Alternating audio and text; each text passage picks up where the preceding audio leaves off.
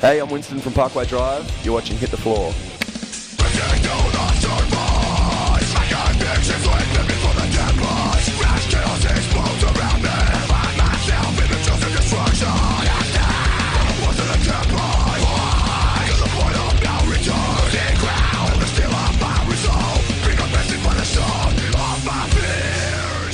What's going on? My name's Estin. I'm very pleased to say again for the second time today that I'm here in the Bristol Academy and I'm with the one and only Winston from Parkway Drive. How the hell are you doing today? I'm doing good. Yeah, one and only. That's pretty cool. I know. Called the one and only. I might be a bit of a fan. What of it? What of it? We won't go any further than that. Anyway, moving on. Right, so how is the tour going this year? I mean, you've done a big step since you used to sleep outside the van in the old days. Is it nice to be in the comfort of a nice tour bus nowadays? It is. That being said, I would have no qualms in doing what we did. It's the DVD kind of portrays it. I think people get they always say, "Oh, you did it so tough," and I'm like, "Yeah, it was kind of a choice as well, though. Like, it's just something we do, so it's cool. But at the same time, it's nice having a bed with wheels." I mean, obviously, you mentioned the documentary there, and I've watched that myself.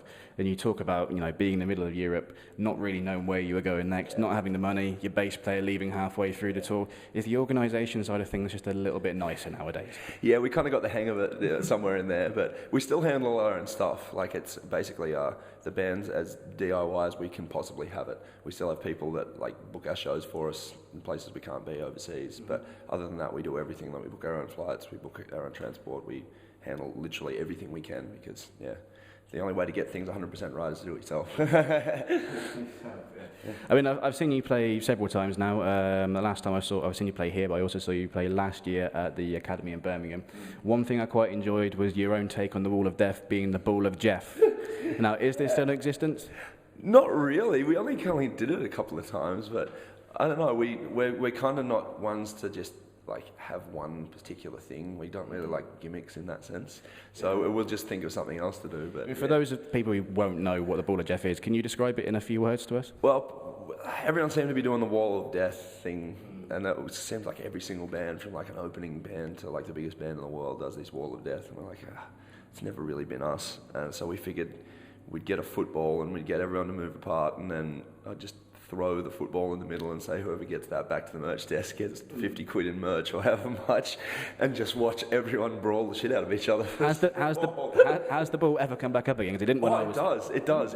Well, I'm saying it had a 70% success ratio of getting it back to the merch desk, but it was pretty brutal. We saw some you just watch this scrimmage just go around the venue. In Australia, it would last 3 songs and would go out of the venue and then you'd see it come back in another door kind of thing. The dude that won the first time we did it was in Brisbane, and the guy that won it was just annihilated, cuts, blood, fucking bruising. He went to a Parkway gig, was he expected? Yeah, parents don't watch this one. But yeah, it turns out he was the national karate champion. And he was destroyed. So we're like, oh, okay. It means fuck all at a Parkway gig. I'll have a go. Anyway, yeah, I mean, like I said, I've seen you several times, and the first thing that I notice is your stage demeanour is very different to a lot of metal bands. You don't come on with your angry faces and swear at the audience, or well, you do swear obviously, but you don't swear all the way through. Is that something that comes naturally to you guys, or was it a conscious decision on your part just to be a bit different, a bit more light and bouncy with the crowd? It just kind of evolved. Obviously, it takes a while to get the confidence to be who you are, I guess. And I know when we started, we definitely did look at other bands and go, oh, what are they doing? What do you do on stage? Because when you're a band, you've got no idea. It's one thing to be able to play music, but playing them in front of someone, an audience, they kind of expect some kind of inverted commas show kind of thing. So it kind of went to that, and then it got to the point where we just said, who cares? kind of thing. And the thing is, people started realizing, I think pretty early on, who we were, and that there was some kind of difference, and it kind of just went with who we are. And these days, it's it's just a whatever happens kind of situation. Obviously, we're playing pretty energetic music, and we love running around, and I'm obviously getting something out, and I generally look pretty pissed off. But at the same time, like I'm not the guy that's going to jump into the audience and fly kick someone in the head. So that is the thing. When you're playing very aggressive music at the end of the day, but people still take it seriously regardless of that approach. And that's from watching a lot of metal bands which are doing this job. It's quite refreshing to see that. Yeah. Well, it's nice that people have accepted it, because it could very easily go the other way, and people just go, "What the hell is this?" They just completely take it. But like I said, you do take yourself seriously sometimes, but not all the time. And I think that's probably shown best in your new video, where you're prancing around all over the beach. Now, I'd like to think that was what you were thinking with that video, to show that that's that side of the band, but something tells me it was just you trying to go for a surf for the day. Was that right? It was a combination, to be honest. We came up with the idea the last time we were in Europe, and it was cold, and we were just going, what can we do for another clip? And we had all these ideas, and then we were just like, why don't we just go for a surf? And we're like, that doesn't constitute a clip. And then we're like, why don't we just play and then go for a surf? I guess. So we came up with that rough idea, and we're like, this could actually work. And at the same time, we thought it's going to be kind of interesting to do, because there's not many bands, I think, out there that could actually pull off doing that clip and not have stunt doubles or anything like that, and at the same time have it entertaining, and be able to have a kind of serious clip that at the same time is completely make an idiot out of yourself. So because you were, correct me if I'm wrong, you were a semi-professional bodybuilder back in Australia, is that right? Yeah, back in the day, but we all still, like, we're surfers, that's what we do. This is just something that's come along and taken us on a different path, but at the same time, like, every single day we're looking at the surf report back home, we're missing 2 massive swells at the moment, we sit here just going. So, yeah, but it was really cool to actually be able to do that, and it's weird to, like, when we actually made it and you see the first, like, a minute and a half of us just playing on the beach, like, I can just imagine people just going, yeah, this is getting really boring. And then all of a sudden, like, it literally changes in like 3 seconds. And like, this is kind of going to be pretty good. I wish I could see people's faces when the change comes. Well, yeah, I mean, obviously your crowd interaction is fantastic. I mean, you really do get in there with the crowd, and you do every now and again pull a member from the crowd, and I have seen you get members of the crowd to play songs with you as well, which is awesome. Don't get me wrong, but has that ever backfired on you? You've had a real nutter who's come on stage. Well, we've only done it like 3 or 4 times, I think. I think the last time we played here was only like the 2nd time, and that's because we did it the night before and it worked great. And we're like, hey, let's just, if someone says they can play a song, let's just do it. But it kind of happened, and then it hasn't happened for a while. So you did. I think you did it last time I saw you here. Yeah, you did it. Yeah, they actually played bass for Carrion, I think it was, and piloted up in a banana suit, stage diving. he got kicked out of the show for that whole song, and the security wasn't letting him back in, and he's like standing there going, I've got to get back on stage, and like, no, you can't get in. He doesn't have his pass because he's left it on the bass, and he's like, I've got to play the rest of the set. I spent the whole song convincing the dude to let him back in. That guy was really good as well. I was really surprised. You dared him to do a solo, and he did, and he killed it as well. There you go.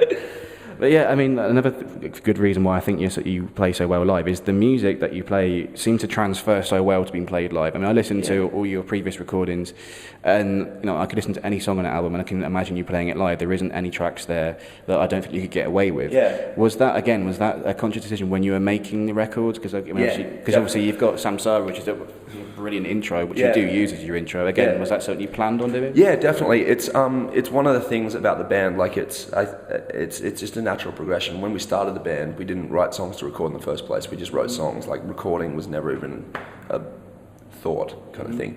So then when it came time to record, you just have what you've written and you transfer it to the recording. There hasn't really been a situation where the live environment has come after the idea of what it's going to sound on a record.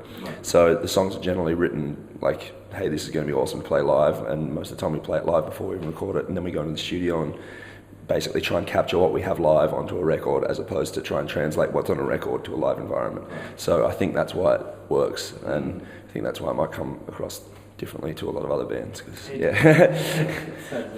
I mean, obviously, by this point, you've played some huge shows, especially back home, obviously. I mean, you guys are huge, even bigger than you are here. And you're playing a big tour at the moment as well. But still, the one thing I do like about your band is that you're so painfully unassuming as well. Sometimes it doesn't seem like you realise how big you are. I mean, I know every time that everyone sings along to the solo in Idols and Anchors, you still shake your head every time. That's just something that happens here. Is it? Yeah, it first happened at Bristol last time we played, which was it's a new thing for us. Like, as soon as we started playing that and people started singing along to the riff, we're just like, what the hell is going on? It's pretty bizarre. And we were talking about it yesterday, and then like it's happened in London, it's happened in Bristol, it's happened in Birmingham, and I think it's happened in like Belgium. That's it. And we wish it would happen everywhere else because it's absolutely awesome. Like it's taking a whole new level to live shows. Is just riff sing-alongs. You don't even have to have words. You just do chants. It's just great. But yeah, it's I don't know, where like this whole thing's just weird. The fact that you can have a band that sounds like us and looks like us and be from where we are and have it be something of this level is just insane. So we just take it as it comes. Like the reality of the fact is we're doing the same thing we'd always be doing. It's the people coming that are making this show and this band what it is. Like otherwise it'd just be 5 guys on a stage to an empty venue no matter the size. So it's the however many people come to the show that makes the show crazy. So yeah, it's down to them. So yeah, obviously your last release was Clear Blue. You changed producers for this one. Now, presumably that must have been a pretty big step, because obviously last album you used Adam D, huge following, everyone knows who he is, obviously in a massive band Kill Switch. That must have taken some balls to sort of walk away from him. And what was the sort of the thinking behind the decision? The thinking behind it was saying, hey Adam, are you free? And him saying, yeah, I'm free then. And us saying, no, we can't do it then. And him saying, can you do it now? And we said, no, we can't do it then. So we couldn't get together. But that being said, like it was definitely a conscious choice to go with Joe. Like it was, that happened very early on that we realized we couldn't work with Adam again. And it came to the idea of, hey, we're not going to be able to make something that sounds like anything we've done in the past. And then we thought, maybe that's a really good thing. This is kind of one of those turning points in the band's existence, and we have come across those plenty of times, and it's time to take a risk. And we're like, yeah, may as well. Let's make something that sounds different. That's it. Like it still sounds like Parkway, but you're not going to put it on and say Killing with a Smile Part 3 or Horizon Part 2. You'll put it on something completely different. And at the time, the record we'd written, which is the record that came out, did sound different. So working with Joe just seemed scary, but at the same time, it seemed like it just felt right. And when we went in, he did exactly what we hoped, kind of thing. It was tracking, recording music as opposed to recording an idea of what music should sound like. It was just recording the music that we wrote, and that was it. So yeah. I mean, the sound is obviously very distinctive. When you hear you guys play, you know it's Parkway, but it definitely has evolved, like you say, from the last album. Now, like you said, the last album was very, very, very popular. It went down very well. Like, you know, that's got to be a big step again to change your style. Because I remember when I picked up Clear Blue, it was. I could see you still hear that it was you. I still liked it, but it did take a little bit of adjusting. Yeah, definitely. Because I was such a big fan of Horizons. Yeah. Was that, was there a certain amount of anxiety releasing that, thinking, will people get it? Kind of, because I think it definitely, like, there was a lot of combinations that led to that, especially like, number one, you don't have Adam's name behind it. And there's that immediately, as soon as we announced we're recording with someone else, you've immediately got people saying, it's going to be shit. It's not done with him, he makes the band. Like, cool, like, all right, so, but it was, I guess, I don't really know, it was just, it came out and we just kind of were happy with the music we wrote. And in the end of the day, like, this band has just kind of been all over the place, and the more people love you, the more people will want to hate you as well, so that's all right. Like, we're living in the age where every single person has a voice that they can give directly to you. They don't necessarily have to sit at home and go, I don't particularly like this. They'll put it online and say, you suck, in their thousands. So, yeah, like, we're really happy with it. And when we left the studio and when we got the mixes back, we were completely stoked. And I think I'd rather, well, I know I'd rather do that than write a record for someone else and go, I don't like this, but I really think everyone else will, so yeah. I mean, you're certainly a band who really have done what you want to do rather than try to steer away from what other bands are doing. I mean, that started obviously with your name. I mean, you said you didn't want to be another one of those bands with wings, blood on my wings, of death on my back, while I've got fingers in eyeballs of skulls or something stupid like that. And obviously I did notice on your Facebook a while back, you did say that you're getting a little bit sick. You didn't name names, obviously, you were getting a little bit sick of a lack of originality, basically, with a lot of new bands coming through. Yeah, well, it's not me talking shit in any kind. But it's just one of those things that happen. Like, I guess when a genre like this, like when we started playing this music, there was no popularity of any kind. Like you're talking about a kind of music that in our town there was literally a handful of people that knew what this type of music was, and that's including like metal, hardcore, punk, all of those things, not just all these subgenres you got going on now.